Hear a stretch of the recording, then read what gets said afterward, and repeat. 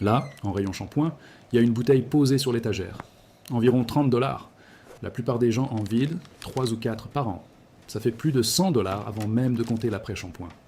En 2024, le marché mondial du shampoing a généré 33,38 milliards de dollars, selon Market Research Future. On ne vous vend pas des cheveux propres. On vous vend un abonnement. L'abonnement, c'est le produit. L'ingrédient actif écrit sur l'étiquette, l'acide pantothénique, se trouve déjà en sac de 5 livres de farine de seigle dans n'importe quel supermarché du pays pour moins de 6 dollars. C'est exactement l'argument marketing de Pantene Pro-V. Le Pro-V veut littéralement dire provitamine B5, la version extraite en labo de ce qu'il y a déjà dans la farine, comme l'explique la page produit de Pantene. La farine coûte 5 dollars et lave les cheveux pendant 1 an. La bouteille en coûte 30 et se vide en 3 mois. Même molécule, marge multipliée par 20. Personne ne parle de l'élément qui change toute l'équation. Restez, parce que je vais vous montrer 4 choses, très précisément. Ce que la simple farine de seigle fait à un cuir chevelu sale. Pourquoi elle bat un shampoing clarifiant à 30 dollars sur son propre terrain. Comment préparer chez vous un stock pour 1 an pour moins de 10 dollars. Et surtout, comment tenir pendant les 3 semaines où votre cuir chevelu fait sa crise et produit 2 fois plus de sébum, pour ne pas lâcher au 6e jour, comme presque tout le monde. Maintenant, les chiffres qui expliquent pourquoi personne ne vous l'a dit. En 2024, l'industrie mondiale du shampoing a encaissé 33,38 milliards de dollars, selon Market Research Future. C'est le produit intérieur brut d'un petit pays. Un sac de farine à 5 dollars qui dure 1 an, ce n'est pas un modèle économique. C'est la fin d'un modèle économique. Donc la formule en bouteille reste, l'emballage reste. Les pubs télé continuent. Le tapis roulant, c'est le produit. Allez dans votre salle de bain. Regardez le plan de toilette. Regardez dans la douche. Il y a le shampoing. L'après-shampoing, le shampoing clarifiant contre les résidus, le masque soin profond, le sérum sans rinçage, le shampoing sec pour les matins où tout le reste a échoué. 6 bouteilles, 6 produits chimiques différents, pour une seule et même mission. Enlever le gras, la poussière et les peaux mortes du cuir chevelu. C'est tout. Les bouteilles se sont compliquées. Pas votre cuir chevelu. Ce n'est pas un problème de cheveux. C'est un problème d'emballage. Et la chimie dans ces bouteilles est plus agressive que l'étiquette ne le laisse croire. Une étude de 2003 publiée dans la revue Contact Dermatitis a posé pendant 2 jours un petit patch avec une infime quantité de lauryl sulfate de sodium sur la peau de 1600 personnes. 41,8% ont réagi. Rougeur visible, sécheresse ou démangeaison. Imaginez un bus scolaire plein, 10 rangées de 10, 4 rangées entières en descendent avec une irritation, à cause du même tensioactif encore présent aujourd'hui dans la plupart des shampoings moussants en rayon. Ce détergent est si régulièrement irritant que les chercheurs en dermatologie s'en servent comme témoins. Ils mettent exprès du SLS sur la peau de volontaires parce que la réaction arrive de façon fiable, puis ils testent d'autres produits à partir de cette base, selon une synthèse de longue date publiée sur PubMed par des chercheurs de l'Université de Californie à San Francisco. L'ingrédient principal de votre shampoing est celui que les labos utilisent comme référence pour « ça fait mal à la peau ».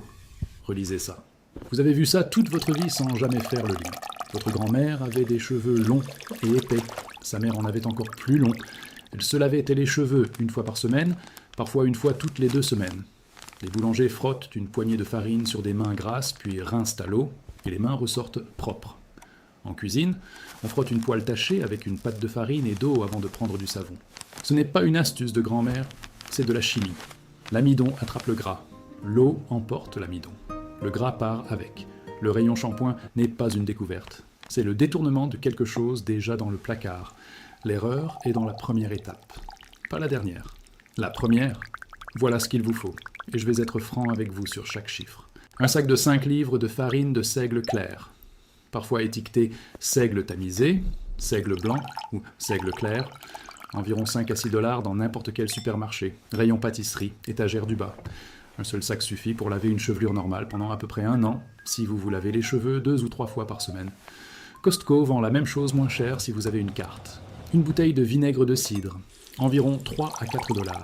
Prenez la version trouble, non filtrée, si vous en trouvez. Celle avec les dépôts flous au fond, parfois appelée la mer. Un test au papier pH situe le vinaigre de cidre nature autour d'un pH de 3, selon plusieurs sources publiées, dont une évaluation de 2014 dans l'Indian Journal of Dermatology. Ça dure environ 1 an, parce qu'on n'utilise qu'une seule cuillère à soupe à la fois. Un bocal en verre propre avec couvercle. Un pot de confiture fait l'affaire. Il y en a sûrement déjà un vide dans votre placard. Une cuillère à soupe doseuse. Déjà dans le tiroir. Une petite passoire fine. déjà dans le tiroir. Si vous n'en avez pas, 2 $ au magasin Discount. De l'eau tiède du robinet. Gratuit. C'est vraiment tout. L'installation complète tourne autour de 10 $ et dure un an entier pour une personne. Par lavage, on est à environ 4 centimes. 4 petits centimes. Ce n'est pas une erreur. Première étape. Ouvrez le sachet de farine de seigle. Mettez-en 2 cuillères à soupe dans un bocal propre. C'est la bonne dose pour des cheveux de longueur normale. Cheveux plus courts, 1 cuillère. Long et épais, 3. Le type de farine compte plus que tout. Prenez du seigle clair, tamisé ou blanc, surtout pas du seigle complet foncé. Le foncé contient des particules de son. Dans les cheveux mouillés, ça s'en mêle comme du sable à la plage. Vous passerez 1 heure à les retirer, le cuir chevelu vous grattera et vous n'aurez plus jamais envie d'essayer. Clair, tamisé, blanc, même plante, mouture différente. Deuxième étape, ajoutez l'eau tiède doucement en remuant. Commencez avec environ 4 cuillères à soupe d'eau. Il faut une texture de pâte à crêpes. Fluide, mais pas liquide. Trop fin, ajoutez de la farine. Trop épais, ajoutez de l'eau. Remuez jusqu'à ce qu'il n'y ait plus aucun grumeau. Passez une fourchette dedans. Lissez bien. Les grumeaux sont l'ennemi. Troisième étape. C'est là que presque tout le monde se trompe. On mélange farine et eau et on verse ça sur la tête tout de suite. Alors ça glisse sur le cuir chevelu, ça coule dans le dos et on dit « ça ne marche pas ». Le mélange doit reposer 5 à 10 minutes avant usage. Les grains d'amidon ont besoin de temps pour gonfler. Quand ils gonflent, ils accrochent. Quand ils accrochent, ils captent le sébum au lieu de le fuir. Préparez la pâte. Éloignez-vous. Brossez-vous les dents. Revenez ensuite. Cette seule pause fait toute la différence entre un lavage efficace et un lavage raté. Quatrième étape, passez une fois la pâte reposée dans une passoire fine, vers un second bocal ou une tasse. Ça retient les grumeaux tenaces avant qu'ils n'arrivent sur votre tête. Sautez cette étape une fois, et la prochaine fois que vous serez sous la douche à retirer de la pâte de vos cheveux, vous vous en souviendrez. Cinquième étape. Sous la douche, mouillez bien toute la chevelure, vraiment à fond. Penchez la tête en arrière, versez lentement le mélange filtré sur le sommet du cuir chevelu. Répartissez-le du bout des doigts. Massez doucement pendant environ 1 minute sur toutes aux racines. Il n'y aura pas de mousse, aucune mousse, il n'y en aura jamais. La mousse est une illusion marketing. C'est l'effet moussant que des détergents comme le lauryl sulfate de sodium ont été conçus pour produire. Parce que les études consommateurs des années 1930 montraient que les gens ne croyaient à l'efficacité d'un produit que s'il faisait des bulles. Les bulles ne servent à rien. Les bulles, c'est du théâtre. L'amidon, c'est l'acteur. Faites-lui confiance. Sixième étape. Laissez poser sur le cuir chevelu 3 à 5 minutes. Pendant ce temps, lavez le reste du corps. Durant ces minutes, ça fait aussi masque pour le cuir chevelu. Apaisant, légèrement calmant, comme un bain d'avoine calme, une peau qui gratte. Même idée, même famille de céréales, même effet. Septième étape. Rincez à l'eau tiède. Prenez votre temps ici, c'est là que la qualité du lavage se joue. Passez les doigts dans les cheveux, surtout aux racines, jusqu'à ce que l'eau soit parfaitement claire. La plupart des lavages au seigle ratés sont juste mal rincés. Si vous sentez la moindre texture granuleuse entre vos doigts, continuez. En sortant de la douche, vous devez sentir des racines propres et des longueurs lisses. Huitième étape. Facultatif, mais ça vaut le coup pour la brillance. Mélangez une cuillère à soupe de vinaigre de cidre dans une tasse d'eau fraîche. Versez sur la tête en rinçage final. Ne rincez pas, ou très légèrement. La barrière protectrice naturelle du cuir chevelu, le manteau acide, se situe autour d'un pH de 4,5 à 5,5, d'après des sources de dermatologie reprises par les National Institutes of Health.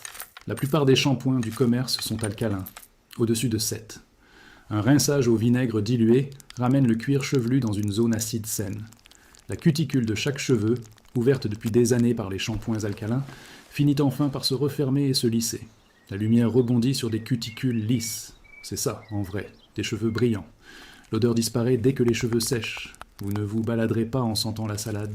Vous vous baladerez avec des cheveux qui attrapent la lumière. Voilà tout le lavage. Temps total, à peu près comme une douche normale.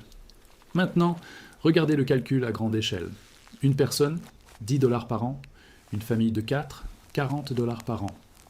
Le foyer américain moyen dépense plus de 400 $ par an, rien qu'en produits capillaires, d'après les données de Statista et IBISWorld. Multipliez ça à l'échelle d'un quartier, d'une petite ville. Une ville de 10 000 habitants passe à ça. Et c'est quelque chose comme 4 millions de dollars par an qui restent un peu dans les poches, au lieu de passer en caisse. Imaginez ça, partout. Imaginez une culture où un seul sac de farine lave les cheveux d'une famille entière pendant 1 an. Pas de facture. pas d'infrastructure, pas besoin de demander la permission à qui que ce soit. Avant de jeter toutes les bouteilles de votre salle de bain, il y a 2 choses que cette méthode ne fera pas. 2 limites, clairement, avant de vous laisser, parce que cette chaîne vous donne toujours le tableau complet. D'abord, la farine de seigle n'élimine pas d'un coup les dépôts de silicone en profondeur. Si vous utilisez depuis des années un après-shampoing du commerce, ces produits ont recouvert la fibre capillaire d'un film fin, façon plastique, de diméthicone et de composés similaires. Le seigle commence à le retirer, mais lentement. Pendant les 2 premières semaines, vos cheveux peuvent sembler cireux aux racines et secs sur les pointes en même temps. C'est le film de silicone qui se détache par plaques. Ce n'est pas le seigle qui échoue. C'est exactement là que presque tout le monde abandonne. On revient au shampoing au 5e jour, on voit la mousse, on sent le glissant, et on croit que ça veut dire propre. Ce n'est pas propre. C'est le silicone qui se fait passer pour du propre.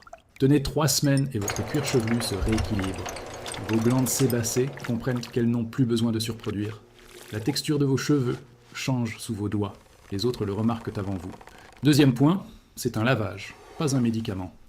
Si vous avez un problème du cuir chevelu diagnostiqué, dermatite séboréique, psoriasis, mycose, pellicule sévère, la farine de seigle ne remplace pas une ordonnance. Utilisez ce que votre dermato vous prescrit. Les shampoings médicamenteux existent pour de vraies raisons. La bouteille à 30 $, remplie de pur marketing, posée à côté sur l'étagère, c'est ça dont vous pouvez vous passer. Il y a une différence. Soyez honnête sur ce dont vous avez vraiment besoin. Voilà la partie qui me reste.